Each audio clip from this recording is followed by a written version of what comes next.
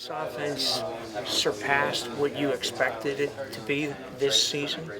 No, not at all. Why not? We came in camp, and Jomo put up on the board all the teams, the successful teams in Penn State history, and the bowl games that they went to, and the points that they averaged, and it was all 30 points up. And it was only like 1 year where it was like kind of a fluke year where it didn't match up well.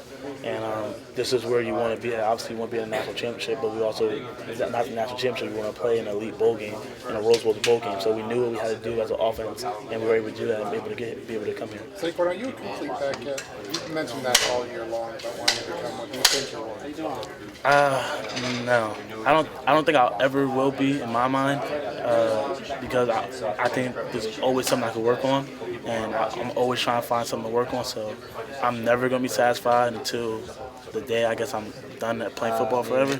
But yeah, I mean, I feel like there's so many stuff I could work on. I feel like there's so much room for improvement, but. I mean, in my personal opinion, I don't feel like I'm a complete back end. What about the front seven of USC impresses you the most? Their deep line is really impressive, just in general. But their one D tackle is really good. We gotta be aware where he lines up and where he's at. Their one linebacker, I think he was a freshman All-American last year. He was really good too. And the one DN is huge. I mean, looks like Door. Like he's huge. Like he's really like. He's massive. So, I mean, I'm really excited to go against him and just excited to play against the USC defense. Their D coordinator was a former NFL guy, so I'm interested to see how they attack us. Saquon, what's it like for you? I mean, Joe Moorhead said, he tweeted out that he's coming back. Said that. Practice, any differences? Do you guys feel better or anything? Yeah, I think, everybody's kind of getting adjusted to the weather out here. It was definitely a warm one out there today. But I think that, with us being out here in this heat and, getting prepared for what it's going to be like on Monday, I think it's awesome for us. And, just continue to execute the game plan and everything that comes along with being out here. And I think that, we've done a great job with it and continue to move forward to get ready for Monday. Is it hard to stay focused at all, with everything kind of going on and everything? How do you guys kind of come together and stay focused on the task? Yeah, obviously, there's a bunch going on. Last night I saw the biggest piece of meat I've ever seen in my life. So then, you go out there and you eat this crazy dinner, and then you come home, and then you have I went to In-N-Out for the first time. So there's definitely been a bunch of stuff going on, and you're going different places, experiencing a bunch of different stuff. But us, it's kind of like when you're at home back in State College, you have things going on before practice. So you're just kind of attacking it the same way, because once you step on the field, it's all business, and that's kind of what we've been about all season. So. How exciting has it been this year to kind of play for Coach Moorhead and know that he could at any time dial something up like a deep ball? Absolutely. Coach Moorhead has done a great job all season long. Whether it's with his scheme or with instilling confidence in the entire team, in the offense specifically, it's been unbelievable. Love playing for him. He's a great coach to play for. He's definitely a player's coach, and excited for another opportunity this season and then all of next year as well. Trace, when did you get a sense that Coach Moorhead was going to entrust you with the offense? I don't know if there was necessarily a point. I mean, once we got into the season, kind of got starting quarterback, all that kind of stuff named and all that out of the way. Then we just went forward with everything, started preparing for getting into the game plan and stuff like that. So I don't know if there's necessarily a moment where I had that feeling, where maybe he had that feeling, the entire team. But just kind of, once I guess all the starting quarterback stuff was out, and kind of were able to move on past that, I guess, from that moment. How did you guys develop your relationship? Offensive coordinator, quarterback, coach, quarterback.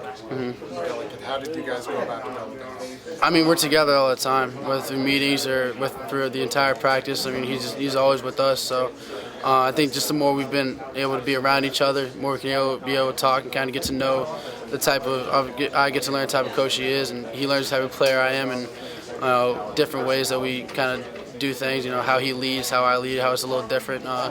Being able to kind of get that relationship, and we just continue to get more and more comfortable around each other. What's the biggest, if you got one thing that Lime Grover brought to you guys this year? What Lime Grover is, he's a teacher, and that's what I like about him most. He wants us to know what we're going to do mentally more as physically. He's all about teaching what we have to do. He's not a real big yeller, but he can yell sometimes, trust me. But he wants us to learn, and he's all about us developing and us learning what we got to do. You mentioned it was a good point about you lose some guys along the O-line, but looking ahead to next year, you don't lose many people overall. Do you guys think about that often? I mean, we're focused on the task at hand right now, but sometimes you think about it, what we're going to be like in the future, and we have Brandon Mann coming back, Andrew Nelson coming back, and they were a big part earlier on in the year of our offensive line core, and it's going to be nice to have them back. As a receiver, what's it like knowing that Coach Moorhead could dial up a deep ball pretty much any play? Oh yeah, it's really exciting to play, especially just to play in this offense. That's the nature of our offense. A deep play could happen, a big play could happen at any moment, at any time. So, just always being prepared when your number is called and things like that. That's really what it all comes down to, and knowing your details, knowing your assignments, no matter what. And guys have been able to step forward and take on their roles and take on their opportunities. As you've hit the big plays more over the second half of the season, how have you seen secondaries tried to adjust, and has that opened up other parts of the passing game for you? Well, it all starts with teams thinking about taking away Saquon, because essentially, obviously, one of the best running backs in the nation. So, guys trying to take him away, that opens up the passing lanes for guys like myself, Mike, Chris, DeAndre, and things like that. So then once that happens, then, teams are finally caught off balance. They don't know what to do. And then, when we're able to finally hit them with either a run or a pass, and those go for 20, 25 yards, big plays like that, then, teams are just, caught off guard, and that's when we're finally clicking on all of a sudden.